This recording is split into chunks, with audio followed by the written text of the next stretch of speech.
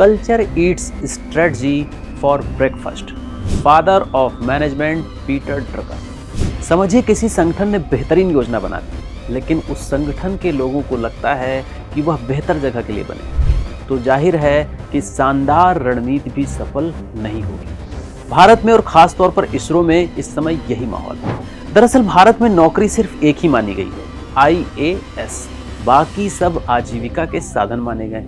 तो जाहिर है जब आजीविका ही चलानी है तो जहां ज्यादा पैसा वहां ज्यादा प्रतिभा। भारत की satellite factory UR Rao satellite centre URSC Bengaluru से 80 वैज्ञानिक और भारत की रॉकेट फैक्ट्री कहे जाने वाले Vikram Sarabhai space centre VSSC Thiruvananthapuram से 20 वैज्ञानिकों के इस्तीफा देने की खबरें बाहर आ चुकी। जाहिर है इनके सामने बेहतर अवसर होंगे, क्योंकि अंतरिक्ष की तकनीक और रक्षा की तकनीक, स्पेस टेक्नोलॉजी, डिफेंस टेक्नोलॉजी लगभग समान। जैसे कि जो लाखों किलोमीटर की यात्रा करने वाला रॉकेट बना सकता है, उसके लिए चंद हजार किलोमीटर तक पहुंचने वाली मिसाइल बनाना कौन सी बड़ी बात है। जो सैटेलाइट बना सकता है उसके लिए ड्रोन बनाना तो बच्चों का खेल है। लेकिन याद रखिए, इन वैज्ञानिकों का इस्तीफा सिर्फ कर्मचारियों के जाने का मामला नहीं है, यह राष्ट्रीय क्षमता के बाहर जाने का प्रश्न है।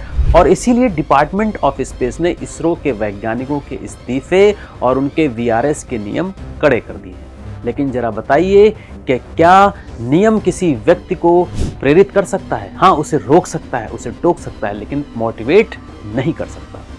वैज्ञानिक अगर यह महसूस करने लगे कि वह और किसी दुनिया के लिए बने हैं, किसी और दुनिया में उन्हें ज्यादा महत्व मिलेगा, ज्यादा पैसा मिलेगा, तो कोई प्रशासनिक आदेश उनके उत्साह को वापस नहीं ला सकता। अगर भारत को अंतरिक्ष से लेकर रक्षा तकनीक तक में विश्व शक्ति बनना है तो सिर्फ कठोर नियम से नहीं, बल्कि बेहतर शोध वातावरण से काम लेना होगा, प्रतिस्पर्धी वेतन देना होगा, आधुनिक प्रयोगशालाएं बनानी होगी, निर्णय लेने की स्वतंत्रता देनी होगी, साथ ही वैज्ञानिकों के प्रति सामाजिक सम्मान को भी बढ़ावा देना होगा। आज मैं आपका ध्यान जापान की ओर ले जाना चाहता हूं, क्योंकि जापान इस बात का उदाहरण है कि किसी देश को महान उसके प्राकृतिक संसाधन नहीं, उसकी संपत्ति नहीं, बल्कि उसके नागरिक बनाते हैं। जापान एक ऐसा देश है जिसके बारे में कहा जाता है nation that rose from the ashes, राख से उठ खड़ा होने वाला राष्ट्र अगर कोई है तो वह जापान है।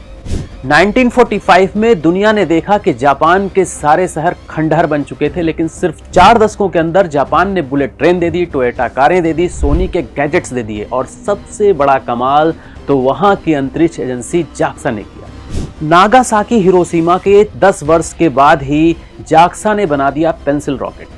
जाक्सा ने दुनिया को दिखाया कि सोलर रेडिएशन प्रेशर से अंतरिक्ष यान उड़ाए जा सकते हैं।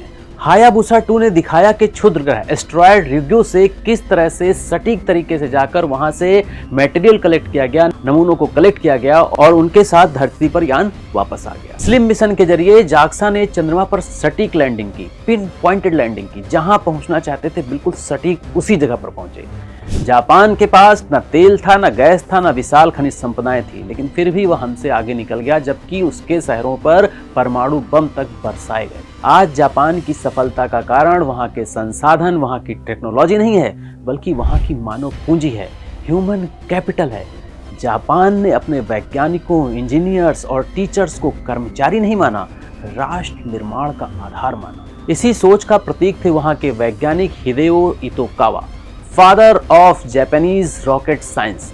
जब जापान पूरी तरह से बर्बाद हो चुका था, इनके पास दूसरे देश में जाने का अवसर था, लेकिन इन्होंने बाहर जाना स्वीकार नहीं किया, बल्कि कहा कि आज अगर मैं देश छोड़ूंगा तो बाकी लोग भी ऐसा करेंगे और जापान कभी अपने पैरों पर खड़ा नहीं हो पाया। 1955 में हिरोशिमा नागासाकी के ठीक 10 वर्ष बाद इतोकावा ने 23 सेंटीमीटर का पेंसिल रॉकेट बनाया। उस समय मजाक बनाया गया, यह तो खिलौना रॉकेट है, इससे क्या होगा। लेकिन जापान की सरकार ने, जापान के लोगों ने उस वैज्ञानिक का मजाक नहीं उड़ाया, बल्कि उस पेंसिल रॉकेट पर भरोसा किया। पेंसिल रॉकेट को अवसर मिला, संसाधन मिले, फंड मिला, ट्रस्ट मिला और आगे चलकर यही छोटा सा रॉकेट जापान के अंतरिक्ष कार्यक्रम की पहली सीढ़ी बना। यही है जापान की असली महानता। जापान अपने लोगों की प्रतिभा को कभी सस्ता नहीं समझता, वह वैज्ञानिकों को खर्च नहीं समझता, निवेश मानता है, ज्ञान को बोझ नहीं मानता, शक्ति मानता है। जापान में हर काम को सम्मान मिलता है, ना कि किसी एक नौकरी को। Japan's greatest strength is not it's technology but its culture of work.